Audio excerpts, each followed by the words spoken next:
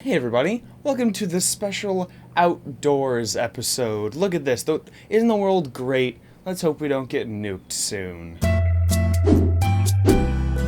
You know how sometimes, just before you turn in a paper, you feel the need to change the title? Well, Sprint has done that.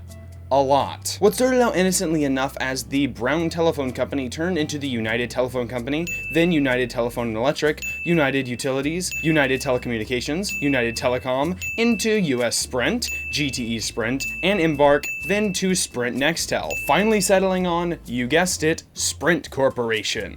They couldn't even tough it out during the Great Depression, filing for bankruptcy in 1936. What pussies, am I right? In 1996, they teamed up with Radio Shack. You know, the store that heard Shack and thought, hey, that name ought to inspire trust in our products. Name a more iconic duo.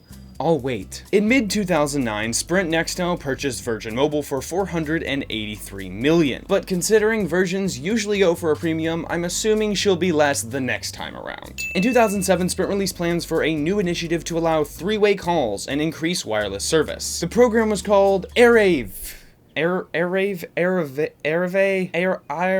I'm gonna need a three-way call with my boss and co-writer just to figure out how the fuck to say this word. Sprint Nextel acquired a mobile service brand called Clear in 2013. It was also shut down in 2013 because presumably the customers could never find the branding.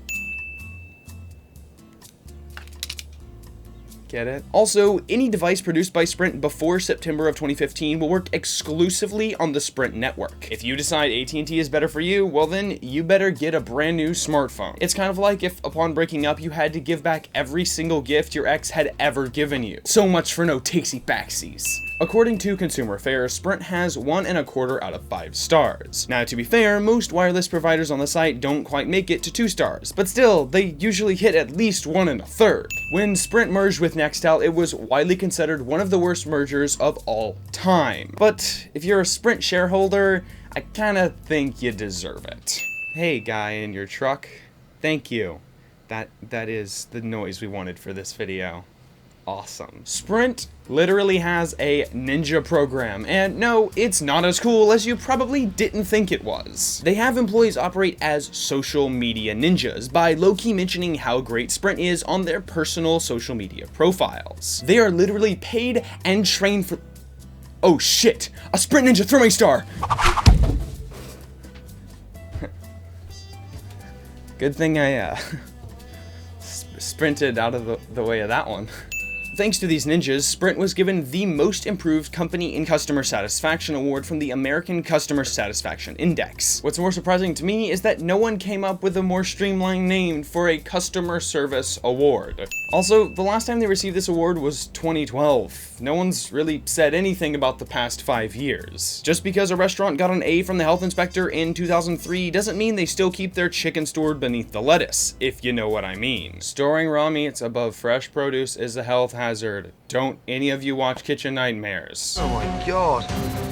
Oh shit. Sprint is so petty that they hired the Verizon Can You Hear Me Now guy Can you hear me now? to be the face of their most recent campaign. I'm with Sprint now. What have we learned from this? Well, we've learned that he should never be hired again because he's basically a cellular Benedict Arnold. That ad campaign actually uses the slogan, "Don't let a 1% difference cost you twice as much." in other words, yeah, we're not the best, but we don't cost as much. Call us the Food Lion to your Whole Foods, the Tops to your Wegmans, the Cheesy Triangle Chip to your Doritos, the, Sprint to your Verizon.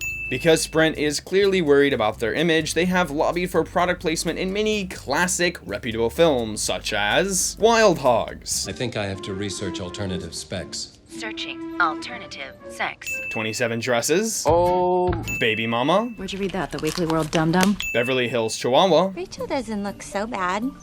You don't know the half of it. The Spiderwick Chronicles, Bride Wars, My hair's blue! Alvin and the Chipmunks The Squeakquel, Is that why you still live with your grandma? and Sex and the City. Why? What? Do you want to get married? Guys, if Carrie Bradshaw's gonna have a Sprint cell phone, I'm gonna have a Sprint cell phone. It's as simple as that. I'm not sure if this is ironic or not, but Sprint is a major sponsor of NASCAR. Just think about that for a moment. This joke would have worked much better if it was about Nike or Something like that, but you get the idea. When Sprint CEO was making the rounds in 2014, trying to figure out how to fix the failing company, he asked people what the first words to pop into their heads were when they heard the word Sprint. Their responses? Old and outdated. PCS. Bad service. I don't know anyone who has Sprint. And still around? Which is why it makes sense that at the end of 2016, the revenue was down $32.18 billion. Maybe it's time for them to stop advertising as the shitty alternative and pretend to be the best the same way everyone else does. Now, if you're watching this on a Sprint network, I'm sorry this video is twice as long as it is for everyone else. Those freeze frames, they're not an aesthetic choice. It's your shitty network. And finally, when I typed Sprint reviews into Google to do some of the basic research for this episode, the next suggested search was, why is Sprint service so bad 2016? That kinda says it all. I am someone who is looking for love.